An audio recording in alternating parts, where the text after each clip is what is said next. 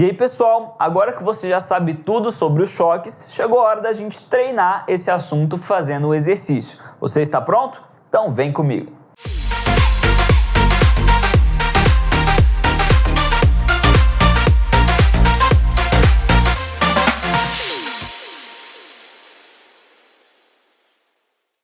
Bom, pessoal, na aula de hoje eu trouxe um exercício para a gente treinar basicamente tudo que a gente viu, desde quantidade de movimento até as colisões que a gente viu nas últimas aulas, tá bom? O exercício diz o seguinte: 2 caminhões de massa 2 toneladas e 4 toneladas, com velocidades de 30 metros por segundo e 20 metros por segundo, respectivamente, e trajetórias perpendiculares entre si, colidem em um cruzamento no ponto A e passam a se mover ao ponto B conforme a figura.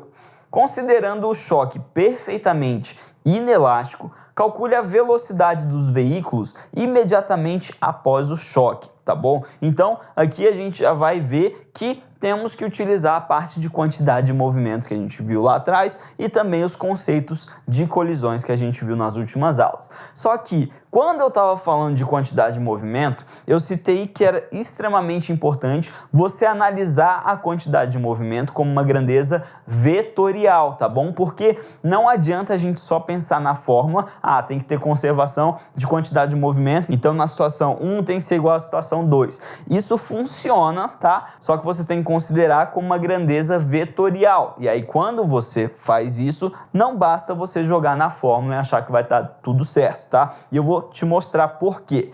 Nesse caso aqui, se você fosse jogar na fórmula, você ia pegar, então, M1, V1 mais M2, V2 tem que ser igual a M1 mais M2 vezes V3, que seria a velocidade depois do choque, tá bom? Se a gente for fazer isso, como é que vai funcionar? Bom, o primeiro caminhão tem massa de 2 toneladas, ou seja, 2.000 quilos, e velocidade de 30 metros por segundo. Então ia ficar 2.000 vezes 30 mais. O segundo tem 4 toneladas e 20 metros por segundo, tá bom?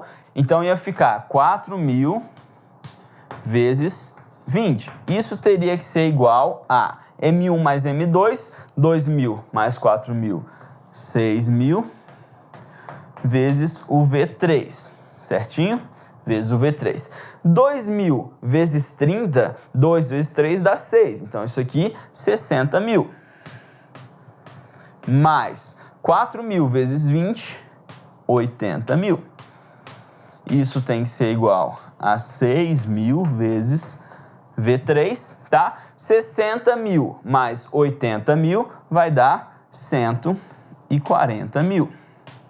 Igual a 6.000 vezes V3, certinho? Aí eu corto os zeros aqui e aqui, 140 dividido por 6 é igual a V3. E aí você acha que vai dar certo, faz aí quanto que dá a divisão, mas isso vai dar um valor errado, tá bom?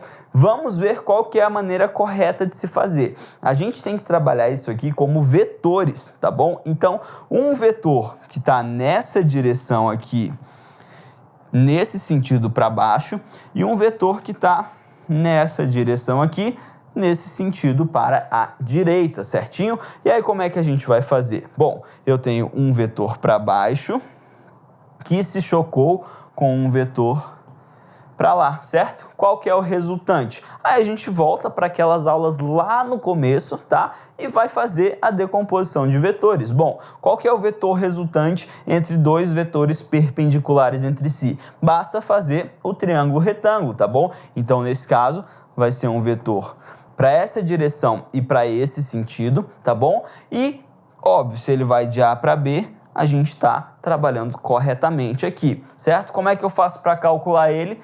Triângulo retângulo normal. Quem que é o vetor? Esse vetor aqui.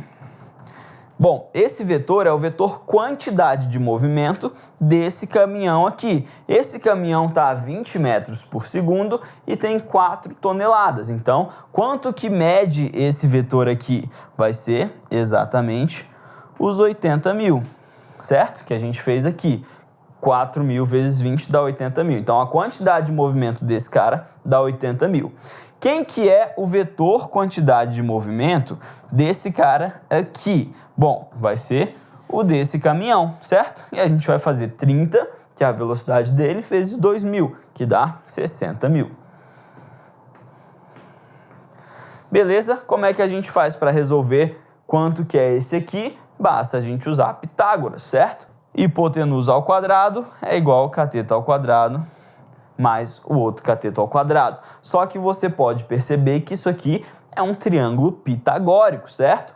8, 6, esse cara aqui tem que ser 10, com os seus respectivos zeros. É 8 com 4 zeros, é 6 com 4 zeros. Então tem que ser 10 com 4 zeros, certo? Então vai dar 100.000, beleza? Então esse aqui é o vetor quantidade de movimento dos dois juntos, certo? Então, depois do choque, eles têm qual quantidade de movimento? Esse aqui. Só que você sabe que quantidade de movimento é igual a massa vezes a velocidade, certinho? A quantidade de movimento eu sei que é 100.000.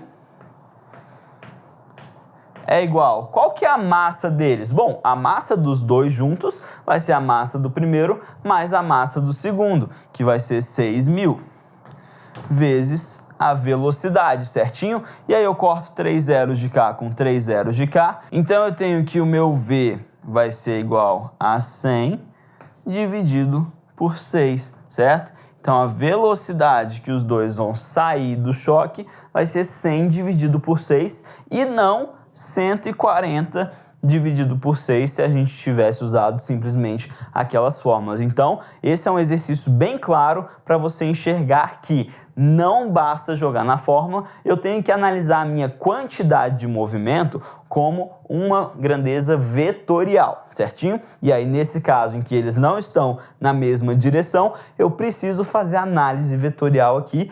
E no caso, na maioria dos casos, vai ser perpendicular. A gente vai chegar num triângulo retângulo e é muito fácil de resolver, tá bom? Eu só posso assumir tudo isso que eu assumi porque ele me falou que o choque é perfeitamente inelástico. Então eu sei que os dois vão sair com a mesma velocidade. Eles vão bater, vão ficar unidos e vão sair com a mesma velocidade. Se ele não tivesse me falado que era perfeitamente inelástico, eu não teria como resolver porque eu não sei qual que é a direção, o sentido e as velocidades de cada um, a não ser que ele me dissesse uma delas. Basta fazer análise vetorial, certinho? Pessoal, essa foi nossa aula de hoje. Eu vejo você na nossa próxima aula.